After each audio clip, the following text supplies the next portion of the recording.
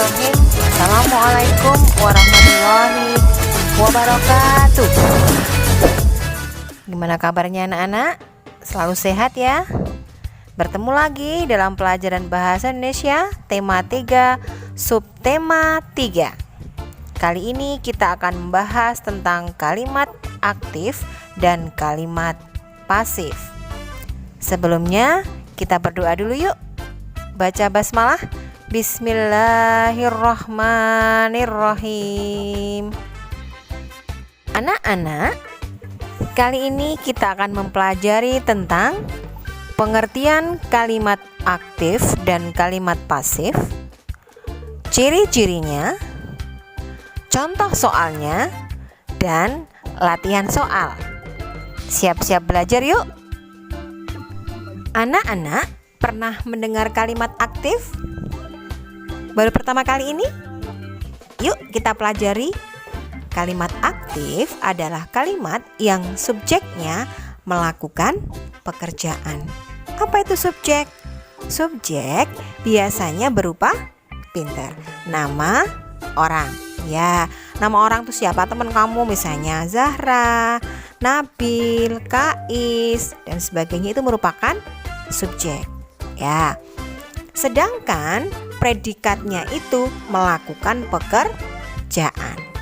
Jadi kalimat aktif adalah kalimat yang subjeknya melakukan pekerjaan dan predikatnya itu berupa pekerjaannya yang dilakukan oleh subjeknya. Begitu ya, Nak? Agar lebih jelas apa itu kalimat aktif, kita akan pelajari ciri-ciri kalimat aktif. Yang pertama, menggunakan kata kerja aktif. Apa itu kata kerja aktif? Contohnya, ibu membuat kue. Kata kerjanya apa? Membuat. Kata membuat ini merupakan predikat. Sedangkan subjeknya pintar, ibu. Kue sebagai objek. Nah, berarti kalimat aktif itu ada subjeknya, ada predikatnya, ada objeknya. Nah, kata kerja aktifnya adalah membuat. Oke. Ciri yang kedua, subjeknya melakukan tindakan atau pekerjaan. Contohnya, Bima memainkan piano di kamar. Subjeknya siapa, Nak? Bima. Bima sedang ngapain? Sedang memainkan piano di kamar. Nah, Bima di sini tandanya dia sedang melakukan tindakan atau pekerjaan. Itu ciri yang kedua. Lanjut yuk. Ciri yang ketiga adalah predikat biasanya diberi imbuhan me atau ber. Contohnya, Az-Zahra bercerita di hadapan adik sepupunya. Az-Zahra sebagai apa? Subjek, pinter. Bercerita sebagai apa? Sebagai predikat. Tadi bercerita itu kan kata dasarnya cerita. Dia mendapatkan imbuhan ber atau awalan berupa ber. Nah, di sini maka ciri yang ketiga adalah predikatnya biasanya berimbuhan me atau ber. Oke, paham anak-anak? Anak-anak, masih semangat? Masih. Oke, kita lanjutkan ya. Ciri yang keempat adalah memiliki pola SPOK atau SPO. Apa itu SPOK? Subjek, predikat, objek, dan keterangan. Keterangan ini dapat berupa keterangan tempat, keterangan waktu, atau keterangan suasana. Contohnya adalah Laili membeli kue di pasar. Laili sebagai apa? Laili sebagai subjek. Pintar. Membeli sebagai apa, Nak? Predikat. Kalian hebat. Sedangkan yang dibeli tadi berupa apa? Kue. Lah, kue ini sebagai apa? Sebagai objek. Di pasar. Di pasar ini merupakan keterangan tempat. Jadi, contoh yang kita bahas, kalimat aktifnya berpola SPOK. Kalian hebat. Kita lanjutkan yuk. Buatkan contoh kalimat aktif ya. Kita menggunakan predikat yang berimbuhan atau berawalan ber. Siap ya? Pertama, Puspa berbagi makanan. Puspa sebagai apa, Nak? Sebagai subjek. Pinter. Berbagi merupakan predikat. Oke, yang makanan merupakan objek. Jadi, pola kalimatnya adalah SPO. Kalian hebat. Contoh yang kedua adalah Humam membaca buku di kamar. Kira-kira pola kalimatnya apa ya? Apa, Nak? SPO atau SPOK? Yuk coba kita urai. Humam merupakan pola apa? Subjek. Pinter. Membaca sebagai predikat. Oke. Buku sebagai objek. Di kamar keterangan tempat. Hebat, benar. Berarti pola kalimatnya adalah SPOK. Keren. Kalimat pasif adalah kalimat yang subjeknya dikenai tindakan atau pekerjaan. Sedangkan ciri-ciri kalimat pasif yang pertama adalah predikat diberi imbuhan di, ter, kean, atau terkan. Contohnya, sepeda dikendarai Narendra. Sepeda sebagai objek dikendarai sebagai predikat yang mendapat imbuhan di, sedangkan Narendra adalah subjek. Kita masuk ciri-ciri kalimat pasif yang kedua ya.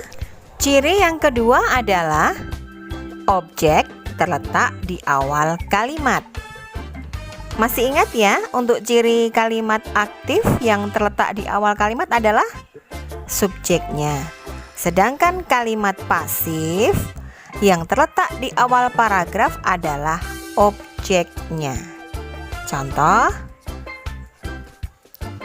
buku itu dikembalikan Fani. Buku itu merupakan objek. Dikembalikan merupakan predikat. Fani subjek. Kalian pintar. Ciri yang ketiga adalah biasanya ditambahkan kata oleh di belakang predikat. Contohnya, radio didengarkan oleh Alvaro. Radio sebagai objek didengarkan sebagai predikat, oleh Alvaro sebagai subjek. Contoh kalimat pasif, yuk kita pelajari yuk. Yang pertama, kucing itu dipelihara oleh Helmi. Kucing itu sebagai apa, Nak? Objek. Dipelihara predikat, oleh Helmi subjek. Kalian pintar. Contoh yang kedua, kita memakai awalan ter ya. Contohnya, apel itu termakan Keiko. Apel itu sebagai objek, termakan sebagai predikat, Keiko sebagai subjek. Kita cari kesimpulan perbedaan dari kalimat pasif dan kalimat aktif ya. Perbedaan yang pertama untuk kalimat aktif, awal kalimat dimulai dengan subjek, sedangkan kalimat pasif dimulai dengan objek. Untuk kalimat aktif, predikatnya berupa awalan me dan ber. Sedangkan kalimat pasif menggunakan predikat yang berawalan di, ter, kean, atau terkan. Mudah ya nak ya? Cara mengubah kalimat aktif menjadi kalimat pasif. Pertama, tukarkanlah subjek dengan objek. Atau ubahlah pola kalimat SPO menjadi OPS atau OSP. 2. Gantilah awalan me dengan awalan di pada predikat. 3. Tambahkan kata oleh di belakang predikat jika perlu. Yuk kita pelajari perubahan kalimat aktif diubah menjadi kalimat pasif. Contoh yang pertama, para petani memanen padi-padi itu. Kalimat aktifnya yaitu ya, subjeknya apa ya nak? Para petani. Memanen merupakan predikat, padi-padi itu merupakan objek.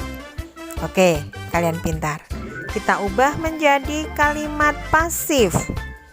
Kalimat pasifnya berarti yang ada di awal kalimat adalah objeknya, yaitu padi-padi itu dipanen oleh para petani.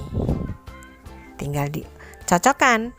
Padi-padi itu adalah objek, dipanen predikat, oleh para petani subjek. Kalian pintar.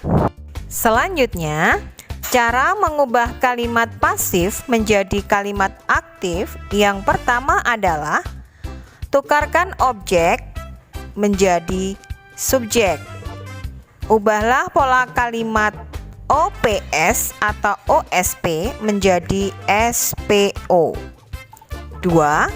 Gantilah awalan di menjadi awalan me pada predikat. Mudah ya? Yuk kita lihat contohnya perubahan kalimat pasif menjadi kalimat aktif. Novel dibaca Andi di kamar. Kalimat aktifnya Andi membaca novel di kamar. Lihat perubahannya. Objeknya berubah menjadi subjek. Predikatnya dibaca menjadi membaca. Begitu anak-anak. Bagaimana anak-anak? Mudah bukan? Kalian paham tentang kalimat aktif maupun pasif sampai dengan perubahannya? Insya Allah bisa ya. Anak-anak SD Mutual pasti hebat. Kita bertemu lagi di pertemuan yang akan datang. Tetap semangat ibadahnya, tetap semangat belajar, jaga kesehatan. Mari kita baca hamdalah dulu. Alhamdulillahirabbil alamin. Guru akhiri, wassalamualaikum warahmatullahi wabarakatuh.